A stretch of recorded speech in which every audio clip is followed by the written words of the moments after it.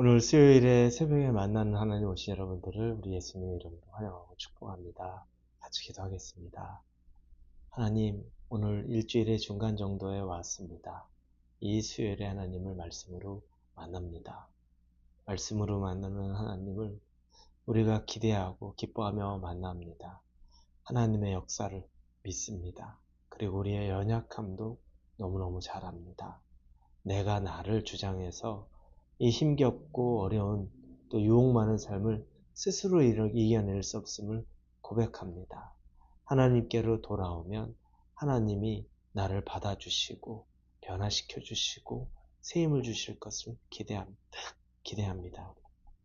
이 아침부터 살아계신 하나님 만나서 새 힘 얻고 살게 하여 주옵소서. 예수님의 이름으로 기도합니다. 아멘. 오늘 말씀은 룻기입니다. 룻기 1장 15절부터 22절까지의 말씀 보겠습니다. 룻기 1장 15절에서 22절입니다. 찾으셨으면 우리 1장 15절부터 같이 읽겠습니다. 나오미가 또 이르되 보라 내 동서는 그의 백성과 그의 신들에게로 돌아가나니 너도 너의 동서를 따라 돌아가라 하니 룻이 이르되 내게 어머니를 떠나며 어머니를 따르지 말고 돌아가라 강권하지 마옵소서. 어머니께서 가시는 곳에 나도 가고 어머니께서 머무시는 곳에서 나도 머물겠나이다. 어머니의 백성이 나의 백성이 되고 어머니의 하나님이 나의 하나님이 되시리니 어머니께서 죽으시는 곳에서 나도 죽어 거기 묻힐 것이라. 만일 내가 죽는 일 외에 어머니를 떠나면 여호와께서 내게 벌을 내리시고 더 내리시기를 원하나이다 하는지라. 나오미가 룻이 자기와 함께 가기로 굳게 결심함을 보고 그에게 말하기를 그치니라. 이에 그 두 사람이 베들레헴까지 갔더라. 베들레헴에 이를 때 온 성읍이 그들로 말미암아 떠들며 이르기를 이가 나오미냐 하는지라. 나오미가 그들에게 이르되 나를 나오미라 부르지 말고 나를 마라라 부르라. 이는 전능자가 나를 심히 괴롭게 하셨음이니라. 내가 풍족하여 나갔더니 여호와께서 내게 비어 돌아오게 하셨느니라. 여호와께서 나를 징벌하셨고 전능자가 나를 괴롭게 하셨거늘 너희가 어찌 나를 나오미라 부르느냐 하니라. 나오미가 모압 지방에서 그의 며느리 모압 여인 룻과 함께 돌아왔는데 그들이 보리 추수 시작할 때 베들레헴에 이르렀더라. 아멘. 나오미와 룻이 이제 베들레헴으로 돌아오게 됩니다. 우리 어제도 좀 말했지만 고달픈 인생인 거죠. 나오미 입장에서 보면 또 룻도 마찬가지입니다. 고달픈 인생입니다. 남편을 잃고 또 자녀를 잃고 또 룻의 입장에서는 자기의 또 남편을 잃고 그러다 보니 나오미가 고백하는 것 중에 자기 인생을 돌아보면 20절에 나를 나오미라 부르지 말고 나를 마라라 부르라. 이는 전능자가 나를 심히 괴롭게 하셨음이니라. 이렇게 표현합니다. 나오미란 뜻의 말은 사랑스러운 자, 희락을 말하고 있습니다. 그 이름의 의미, 나오미는 희락입니다. 사랑스러운 자입니다. 기쁨이 있는 거죠. 나오미. 그런데 더 이상 내 이름을 나오미라 부르지 마라 라고 하면서 내 이름을 마라라 부르라 이렇게 말합니다. 마라는 괴로움이란 뜻입니다. 쓴 것, 괴로움 이것을 바로 마라라고 말합니다. 더 이상 나는 희락이 아니야. 나는 사랑스러운 자가 아니야. 나는 괴로운 자야. 나는 쓴 자야. 라고 말하는 겁니다. 이 모든 일은 21절에 보니 여호와께서 나를 징벌하셨고 전능자가 나를 괴롭게 하셨거늘 하나님의 징벌이 있었고 그리고 하나님이 나를 괴롭게 했다는 겁니다. 그렇게 해서 그가 베들레헴에 돌아와서 그를 알아보는 사람, 이 나오미를 알아보는 사람에게 자신의 처지를 이야기합니다. 참혹하지요.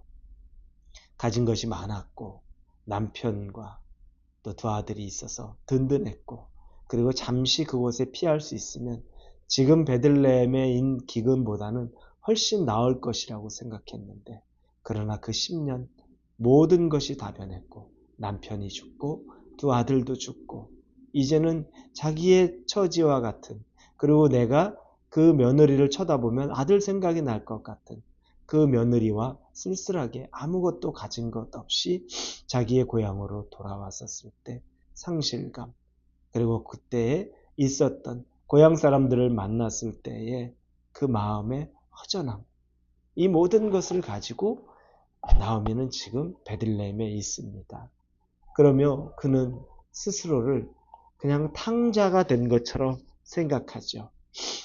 징계받았고 이제는 아무것도 가진 것 없는 그 마음.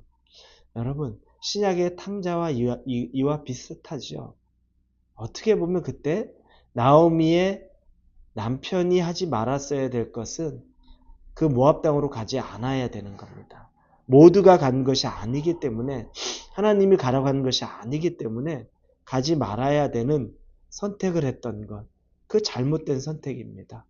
그리고 그 잘못된 선택에 어떻게 보면 정말 쓴 대가를 치른 거죠. 이렇게만 보면 참 마음이 아픕니다. 그리고 돌이킬 기회가 없나라고 생각하는데, 똑같은 탕자, 신약에서 예수님이 말씀해 주신 탕자의 비유를 보니까 탕자도 그와 똑같이 아버지를 버리고 떠났는데 나중에 돌아오죠. 돌아올 때 처참한 상황에서 돌아옵니다.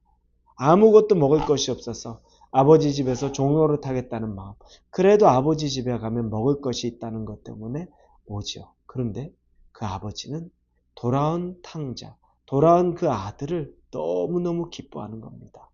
그 아들을 너무너무 사랑스럽게 여기는 겁니다. 그 아들이 했던 실수, 그걸 붙잡고서 따지고, 네가 잘못한 거 인정해? 네가 그렇게 잘못했던 거 너 정말로 지금 다시는 안 그럴 거야 라고 말하기도 전에 먼저 안아주시고 먼저 보듬어 주시고 그를 돌아오기만 한 그 발걸음을 귀하게 여겨준 거죠. 하나님이 나오미와 그리고 이 룻에게도 똑같은 모습입니다. 아직 우리는 결론을 보지는 못했지만 그가 이 스스로 자기가 하는 말은 그렇지만 하나님은 그 나오미가 돌아온 것, 하나님에게로 나온 것, 그 자체만으로도 하나님은 다시 받아주시는 겁니다. 이 두 명은 그래서 어제 어렵지만 위대한 결단을 했는데 그 결단이 왜 중요한가를 보게 됩니다. 그 결단의 결과는 결국 하나님에게로 돌아온다는 겁니다. 하나님에게로 오면 우리가 앞으로 봐야 될 많은 내용들 가운데 하나님이 하시는 그 오묘한 회복에, 그리고 하나님께서 모든 걸 그 전에 다 닫아버린 것 같은 것이 이제 하나님의 능력으로 열리는 것을 보게 되는 거죠. 여러분, 중요한 건 뭡니까? 설령 내가 지은 죄, 치명적인 실수, 잘못이 있다고 해도 거기에 그냥 멈춰서 모압에 그대로 있는 것, 그게 중요한 것이 아닙니다. 절대 그래서는 안 됩니다. 하나님에게 돌아오는 것. 다시 하나님에게 정말 천부여 의지 없어서 하나님을 정말로 의지하고 하나님만 바라봅니다라고 돌아오는 것보다 더 중요한 것이 없습니다. 그래서 누누이 얘기하지만 죄 짓는 것보다 회개하는 것이 훨씬 중요하고 그것이 훨씬 값어치 있는 거라는 거죠. 소망이 있는 거라는 겁니다.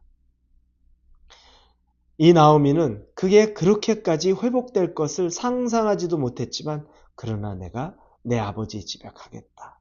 내 아버지가 나를 태어나게 하셨고 자라게 하셨던 그 아버지의 집에 가는 것이 낫겠다라고 베들레헴으로 돌아오는 그 발걸음부터 이제 나오미와 이 룻의 새로운 인생은 시작됩니다. 여러분, 절대 여러분의 실수나 그게 어떤 치명적인 실수라고 하더라도 여러분의 잘못이나 여러분의 죄악의 자리에 그냥 멈추지 마십시오. 돌아오십시오. 회개하십시오. 아버지께로 나오면 그때부터 우리는 다시 살아납니다. 아버지는 죄악을 기억하기 전에 우리가 돌아온 것을 더 기뻐하는 분입니다. 그 아버지에게로 돌아올 수 있는 저와 여러분이 되기를 예수님 이름으로 축원합니다. 기도하겠습니다. 아버지께로 돌아오기를 선언합니다. 선포합니다. 결단합니다. 자녀 삼아주심, 감사합니다. 이제 다시 회복시켜 주시고 용서하여 주옵소서. 예수님의 이름으로 기도합니다. 아멘.